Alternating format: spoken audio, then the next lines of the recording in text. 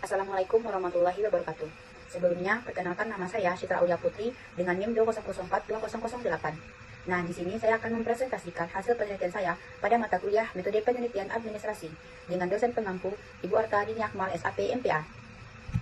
Nah, pada judul proposal penelitian saya ini adalah mengenai analisis kualitas pelayanan kantor Samsat melalui program Samsat Corner terhadap kepuasan masyarakat di Kota Padang.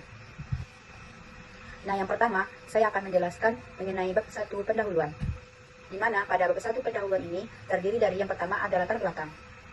Pelayanan publik merupakan suatu rangkaian pelayanan yang diberikan oleh pemerintah kepada masyarakat dalam instansi atau organisasi yang dibentuk yang tujuannya untuk publik atau masyarakat. Nah, jadi kesimpulannya, pelayanan publik ini merupakan suatu pelayanan yang diberikan oleh pemerintah kepada masyarakat, di mana pemerintah berkewajiban untuk memberikan pelayanan yang berkualitas kepada masyarakat, dengan istilah di mana pemerintah itu merupakan pelayan masyarakat.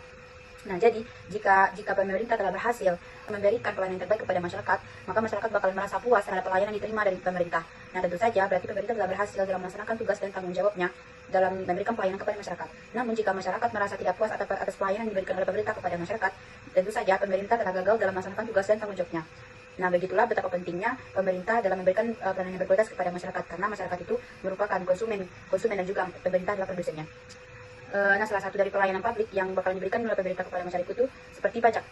Nah, dalam pasal 1 ayat 1 Undang-Undang Nomor 16 Tahun 2009 mengenai perubahan keempat atas Undang-Undang Nomor 6 Tahun 1983 tentang ketentuan umum dan tata cara perpajakan, yang mana pajak merupakan pembayaran wajib pajak terhadap negara yang terutang oleh orang atau badan usaha yang akan dikenakan paksaan berdasarkan hukum yang berlaku. Nah, selain itu, pajak juga berfungsi sebagai alat dalam membiayai pengeluaran negara.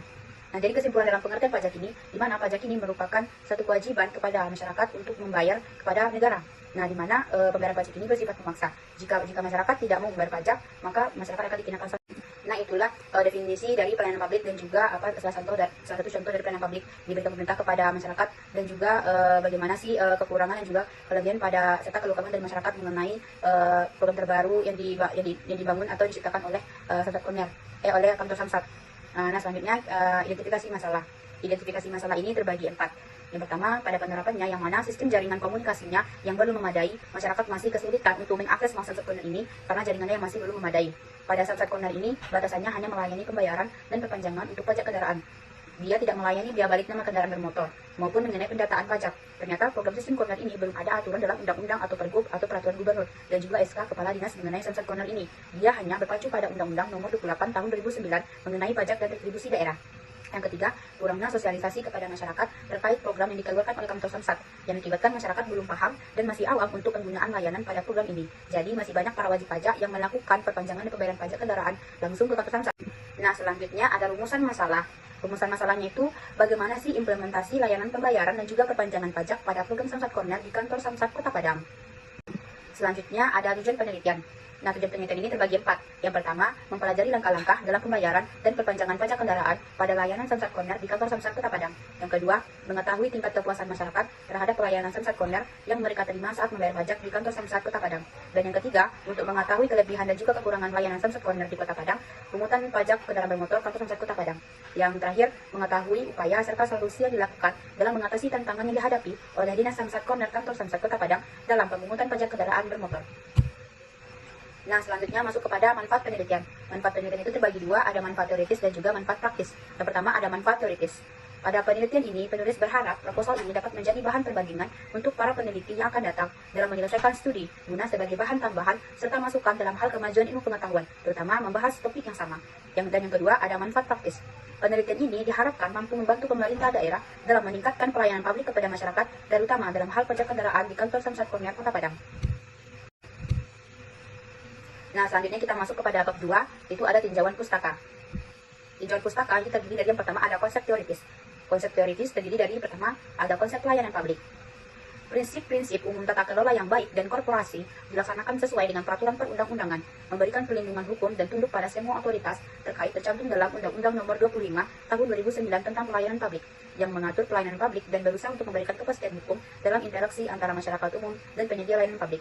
Tentu tujuan regulasi yang mengatur pelayanan publik adalah untuk menjalin hubungan antara kekuasaan, hak, dan kewajiban masing-masing pihak yang terlibat dalam pelaksanaannya. Layanan adalah strategi menyeluruh organisasi. Nah, itu termasuk menurut Albert. Yang kedua ada pajak. Nah, pajak itu merupakan sumbangan yang diperlukan oleh masyarakat untuk kepentingan negara dan kebaikan bersama. Itu disebut sebagai pajak, dan juga pajak itu berasal dari istilah Latin taxo. Nah, menurut pasal 1 ayat 1 Undang-Undang Nomor 28 Tahun 2007, pajak adalah kontribusi terutama wajib pajak kepada negara yang berdasarkan undang-undang yang bersifat memaksa dengan tidak menerima imbalan secara langsung dan digunakan untuk keperluan negara yang tujuannya adalah untuk kemakmuran rakyat. Nah, yang ketiga itu ada pajak kendaraan. Pajak kendaraan bermotor itu merupakan salah satu jenis pajak provinsi yang merupakan pajak daerah. Nah, pajak atas pemilikan atau penguasaan kendaraan bermotor itu disebut juga dengan istilah pajak kendaraan bermotor atau PKB, sebagaimana dimaksud dalam pasal 1 angka 12 dan 13 Undang-Undang Republik Indonesia Nomor 28 Tahun 2009. Samsat adalah bekerja pada tempat kerja untuk menyelesaikan pengumpulan eksekusi. Nah, selanjutnya yang keempat itu ada kantor Samsat. Nah, kantor bersama Samsat itu berfungsi sebagai wadah unit pengelola keuangan daerah yang memungut pajak provinsi, badan usaha yang bertanggung jawab mengelola Samsat, dan Polri yang bertugas mengatur lalu lintas. Nah, Samsat bertujuan untuk menghantarkan pembayaran pajak kendaraan bermotor. Nah, pada peraturan Presiden Nomor 5 Tahun 2015 menjadi landasan bagi Samsat atau sistem menunggang satu atap adalah kumpulan tugas untuk mengidentifikasi dan juga mendaftarkan kendaraan bermotor. Nah, untuk itu Samsat itu memiliki berbagai pelayanannya. Itu terbagi dua. Ada pembayaran pajak kendaraan bermotor, ada pembayaran iuran dana kecelakaan lalu lintas, dan juga angkatan jalan wajib secara terpadu dan terkoordinasi di kantor bersama Samsat. Dan yang ketiga juga ada biaya balik nama kendaraan bermotor. Nah, yang selanjutnya itu yang kelima itu ada program Samsat Corner. Kantor Samsat khususnya Kota Padang menciptakan Samsat Corner. Nah, salah satu jasa yang digunakan untuk memberikan pelayanan berupa perpanjangan dan juga tempat pembayaran pajak kendaraan. Layanan ini dibuat untuk memudahkan masyarakat umum dalam melakukan perpanjangan dan pembayaran pajak kendaraan bermotor, khususnya di Kota Padang. Nah, jika kita lihat menurut para ahli yang bernama Putra, tujuan program Samsat Corner ini itu terbagi 4. Yang pertama, membuat pelayanan wajib pajak itu lebih hemat waktu, tenaga, dan juga uang atau biaya. Yang kedua, mengurangi ketergantungan masyarakat pada peraturan atau biro jasa. Yang ketiga, menjamin kepastian waktu dan inflasi biaya tanpa mengurangi kepastian hukum. Dan yang keempat, mendistribusikan beban kerja yang sebelumnya dipusatkan di kantor bersama Samsat. Nah, selanjutnya itu ada kerangka konseptual. Nah, pada kerangka konseptual ini, di mana terdapat pelayanan Samsat. Bagaimana sih pelayanan Samsat pada program terbaru yang mereka ciptakan? Di mana ada terbagi yang pertama ada prosedurnya bagaimana, yang kedua ada bagaimana sih sistem mekanismenya, yang ketiga jangka waktunya, terus yang keempat dananya, dan yang kelima bentuk jenis pelayanan yang diberikan oleh kantor Samsat ini pada program terbarunya. Terus selain dari pelayanan yang diberikan oleh kantor Samsat ini juga ada bagaimana sih kepuasan masyarakat terhadap pelayanan yang diterima dari kantor Samsat tersebut, seperti keterampilan pelaksanaannya, pelaksana, tingkah laku pelaksana, terus menangani pengaduan, bagaimana sih dalam penanganan pengaduan dan sarana dan juga prasarananya. Nah, selanjutnya yang terakhir itu ada bab 3. Bab 3 itu adalah metode penelitian. Metode penelitian itu terdiri dari yang pertama itu ada jenis penelitian. Topik yang membutuhkan penyelidikan itu adalah topik yang bersifat sosial dan dinamis.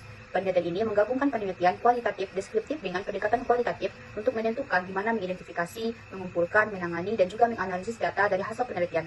Penelitian kualitatif ini dapat dimanfaatkan untuk memahami interaksi sosial, nah misalnya melalui penggunaan wawancara kedalaman untuk mengidentifikasi banyak pola. Selanjutnya itu ada tempat dan waktu penelitian. Nah, pada penelitian ini saya melakukannya langsung di kantor Samsat Kota Padang, dan juga kalau untuk masyarakat itu di daerah kampus saya, itu kampus Universitas Negeri Padang, Jalan Profesor Dr. Hamka Air Tawar. Nah, waktu penelitian saya ini terhitung dari bulan November 2022 hingga selesai. Nah, selanjutnya itu ada informan penelitian. Nah, pada penelitian saya ini sebelumnya saya akan menjelaskan informan. Informan itu apa sih? Informan adalah partisipan yang memberikan informasi kepada peneliti berupa data. Peneliti menggunakan informan dalam penyelidikan ini. Pada penelitian ini yang akan dijadikan. Nah, pada penelitian ini saya akan menjadikan informan itu seperti pegawai di kantor Kota Padang dan juga masyarakat sipil. Informasi disajikan sebagai deskriptif naratif daripada data numerik. Jika ada angka itu selalu terkait dengan deskripsi. Tidak ada penjumlahan data yang terlibat dalam pemrosesan data kualitatif, mencegah generalisasi. Dan yang selanjutnya itu ada sumber data. Sumber data ini terbagi dua. Yang pertama ada data manual dan juga data sekunder. Yang pertama data manual. Data manual itu adalah data yang dikumpulkan dengan tangan. Informasi efisiensi pelayanan Samsat Corner untuk pembayaran dan perpanjangan pajak kendaraan bermotor di kantor Samsat Kota Padang itu diperoleh langsung dari responden di lapangan melalui wawancara dengan pegawai kantor Samsat dan juga masyarakat pemilik kendaraan bermotor. Nah, yang kedua itu data sekunder. Data sekunder itu merupakan informasi mentah yang dikumpulkan dari lingkungan dan masyarakat di sekitar Kota Padang. Juga dikenal sebagai data sekunder atau informasi yang dikumpulkan dari pihak kedua dan berkaitan dengan isu. Nah, selanjutnya itu ada teknik dan alat pengumpulan data. Nah, ini juga terbagi dua, ada wawancara dan juga dokumentasi.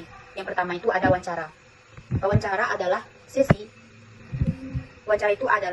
tanya jawab verbal antara pewawancara dan orang yang diwawancarai, di mana orang yang diwawancarai itu memberikan jawaban atas pertanyaan pewawancara. Ciptakan wawancara interaktif antara peneliti dan informan. Peneliti menggunakan wawancara semi terstruktur yang memerlukan penggunaan aturan wawancara utama dan kemudian mengembangkan pertanyaan di sepanjang jalan atau ketika mengajukan pertanyaan setelah informan menjawab.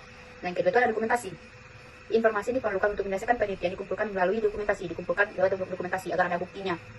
terutama dengan menggunakan informasi dari dokumen yang terkait dengannya, seperti dokumen itu seperti berfoto bersama dengan para pegawainya atau para informan-informan yang setelah kita wawancarai, terutama di kantor Samsat Kota Padang. Jadi sebagai bukti nyata atas pelayanan yang mereka berikan saat memberikan pelayanan pajak kendaraan di kantor Samsat Kota Padang. Nah, selanjutnya itu ada uji keabsahan data.